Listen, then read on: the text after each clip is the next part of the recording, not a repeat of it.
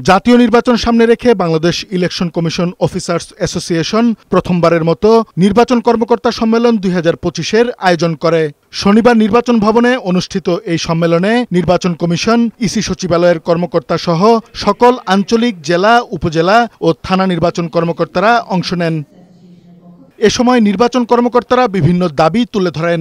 Returning এবং সহকারী returning officer নিয়োগের মাধ্যমে আমাদেরকে নির্বাচনে সরাসরি সম্পৃক্ত করার সুযোগ আছে এবং আমরা বিশ্বাস করি আপনারা এই উদ্যোগটি গ্রহণ করবেন। অনেক সময় আমরা রিমোট এলাকাগুলোতে সেই ভাড়া করার মতো গাড়িও পাই না, যেটা আমাদের কাজের অসুবিধা তৈরি করে। 21 বছরে আমাদের অনেক কর্মকর্তা প্রমোশন পায়নি। ইতিপূর্বে বিভিন্ন সময় আমরা আসলে বঞ্চিত হয়েছি। আমরা আশা করি, বিশ্বাস করি বর্তমান সরকার ও নির্বাচন কমিশন এই বঞ্চনার অবসান ঘটাবে। নির্বাচন কমিশনের সিনিয়র সচিব আগামী নির্বাচনকে যে কোনো সময়ের চেয়ে চ্যালেঞ্জিং নির্বাচন বলেন। আমরা নির্বাচনটাকে সুষ্ঠু, সুন্দর, অবাধ, নিরপেক্ষ, গ্রহণমূলক এবং আন্তর্জাতিক মানদণ্ডে একটা উজ্জ্বল অবস্থানে নিয়ে যেতে চাই। নির্বাচন কর্মকর্তাদের সকল দাবি পূরণের আশ্বাস দেন নির্বাচন কমিশনাররা। পক্ষপাতমূলক আচরণ করলে কঠোর ব্যবস্থা নেয়ার হুঁশিয়ারি দেন তারা। আপনারা যদি স্বপ্রণোদিত হয়ে কেউ কারো অংশ হয়ে কাজ করেন, সে দায়িত্ব আপনি নেবেন এবং নির্বাচন কমিশন আপনাকে কোনোভাবে কোনো প্রোটেকশন দিবে না।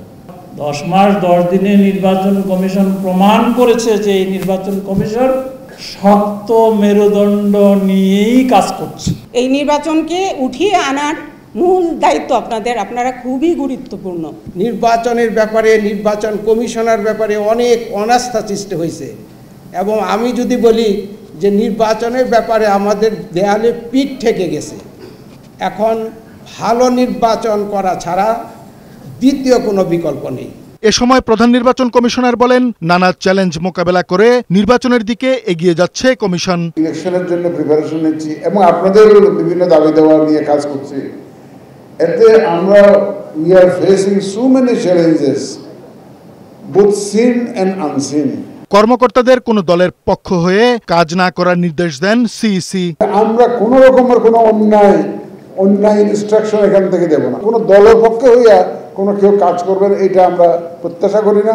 এ সময় সুষ্ঠু নির্বাচন আয়োজনে কর্মকর্তাদের ওয়াদা করান প্রধান নির্বাচন কমিশনার। পরম করুণাময় আল্লাহ তাআলা সাক্ষী আছে, আপনারা 2 হাত ধরে এই ওয়াদা আমার সামনে আবার পুনর্ব্যক্ত করলেন। কাজী ফরিদ, বৈশাখী সংবাদ, ঢাকা।